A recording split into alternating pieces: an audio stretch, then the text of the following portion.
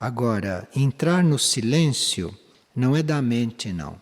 O que se chama de estado de silêncio é um estado de contato nosso que pode acontecer com os nossos níveis mais profundos. Como nos nossos níveis mais profundos existe uma ação tão rápida, inimaginável, que nós nem percebemos de tão rápido que é uma velocidade tão grande que você pensa que está tudo parado. Então, entrar no silêncio significa você entrar em contato com esse seu nível profundo. Porque aí você está em contato com o seu mundo interno e o que está se passando ali é bem diferente do que se passa na mente e do que se passa aqui fora.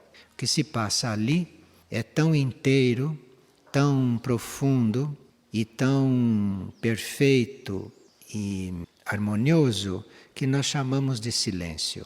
Claro que se for comparado com o que se passa na mente e aqui fora, pode sim chamar o mundo interno de silêncio.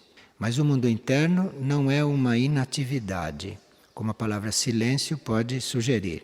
Então não é uma inatividade, mas esse silêncio não é a mente que cria, mas é um contato com esta parte interna do ser.